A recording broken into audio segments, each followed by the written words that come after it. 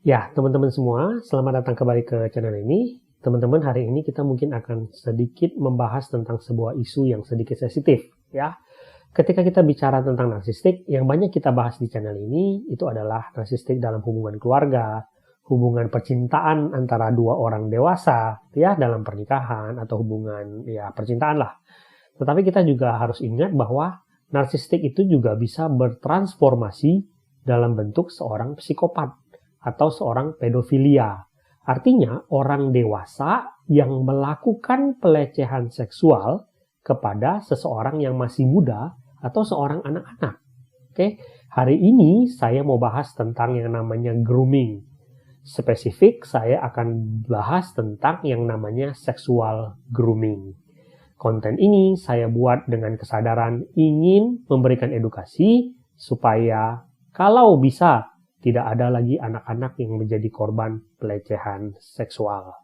Jadi hari ini, teman-teman, ada isu sedikit sensitif yang mudah-mudahan bisa membantu kalian semua untuk melindungi anak-anak kalian dari pelecehan seksual. Oke, mari kita mulai. Yang pertama, teman-teman, apa sih yang dinamakan grooming? Oke. Grooming itu mudahnya itu adalah sebuah kondisi ketika seseorang itu membangun sebuah hubungan emosional, membangun kedekatan dengan seseorang, secara spesifik kalau kita bilang dengan seseorang yang lebih muda atau anak-anak, tetapi ketika dia membangun hubungan emosional tersebut, kedekatan tersebut, itu punya tujuan untuk memanipulasi atau melakukan abuse kepada korbannya tersebut. Itu yang dinamakan grooming. Abuse-nya itu bisa dalam bentuk manipulasi, atau pengeksploitasian ataupun penyiksaan. Nah, siapapun itu bisa menjadi groomer atau pelaku grooming. Tidak peduli dia dari ras apa, tidak peduli dia gendernya apa, tidak peduli dia usianya berapa. Siapa saja bisa menjadi pelaku grooming. Grooming bisa dilakukan dalam waktu yang singkat, tetapi bisa juga dilakukan dalam waktu yang panjang. Dan yang paling menyakitkan adalah seorang pelaku grooming atau groomer itu bisa saja adalah anggota keluarga yang terlihat sangat dipercaya ataupun punya reputasi yang baik di dalam sebuah komunitas. Nah, karena kemajuan zaman, grooming itu bisa juga dilakukan secara online. Ini menjadi sesuatu yang jauh lebih berbahaya karena di dunia online seseorang bisa melakukan sesuatu dan kemudian mereka bisa saja menghilang begitu saja. Oke, nah ini beberapa pola grooming yang biasa dilakukan oleh seorang groomer. Yang pertama gitu ya, ketika seorang groomer itu dia masuk di dalam sebuah komunitas gitu ya, biasanya nanti dia akan memilih calon korbannya dulu.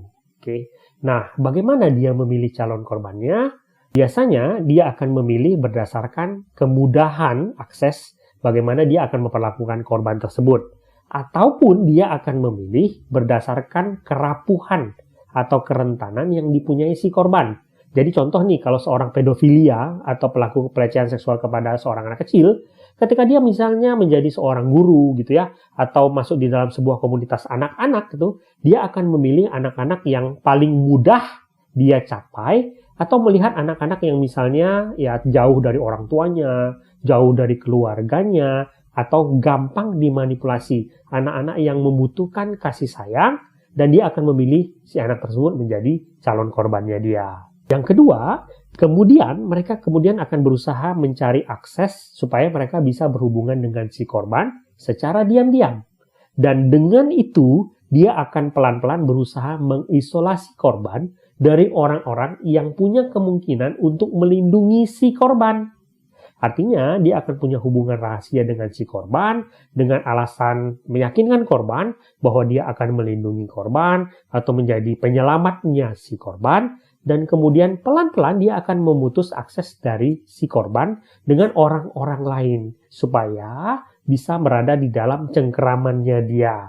Kita sering sekali membaca kisah-kisah di mana anak-anak yang dieksploitasi oleh abusernya dia itu sangat akrab dengan abusernya dia tersebut. Dan orang-orang sekitarnya tidak mengetahui hal tersebut karena si anak menarik diri dari orang-orang sekitarnya dia, atau memutus akses komunikasi dengan orang-orang yang sebenarnya bisa menjadi pelindung dari si anak.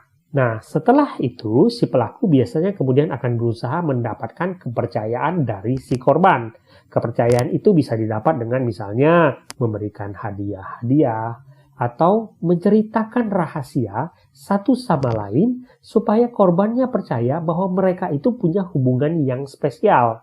Ketika misalnya dia memperlakukan si anak, gitu ya, dengan hadiah-hadiah, si anak kemudian akan merasa bahwa dia menemukan seseorang yang benar-benar menyayangi dia dan benar-benar memperhatikan dia. Nah, selain itu, si pelaku biasanya berusaha meyakinkan si korban bahwa hubungan mereka itu adalah hubungan yang rahasia dan spesial. Karena anak-anak mungkin ya dalam tanda kutip merasa takjub dengan sesuatu yang bersifat spesial dan rahasia, mereka termanipulasi untuk merahasiakan hubungan tersebut. Nah, setelah ini terjadi, mulailah abuse itu akan terjadi.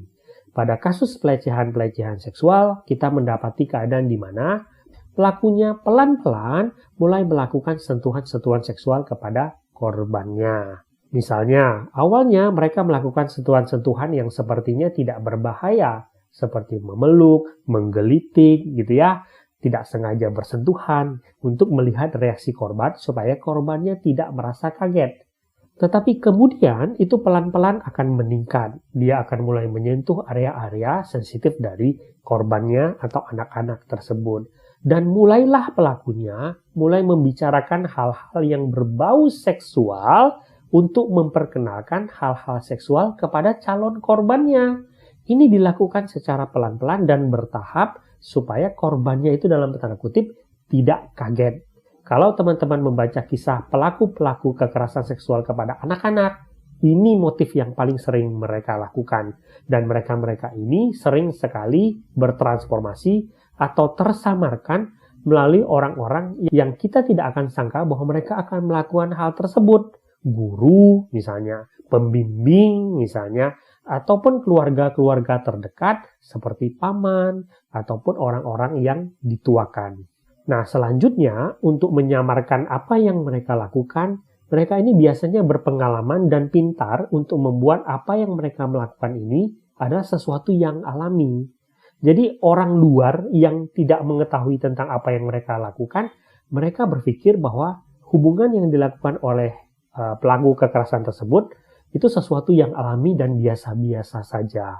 Bahkan cenderung merasa bahwa mereka itu adalah orang-orang yang baik. Mereka terlihat sebagai seorang guru yang baik, mereka terlihat sebagai seorang paman yang perhatian, mereka terlihat seperti orang tua yang bijaksana, gitu ya. Mereka seolah-olah ya terlihat alami dan tidak berbahaya. Dan bagi korbannya, ya karena grooming itu kan dilakukan secara perlahan, teman-teman. Grooming itu kan artinya mempercantik, gitu ya.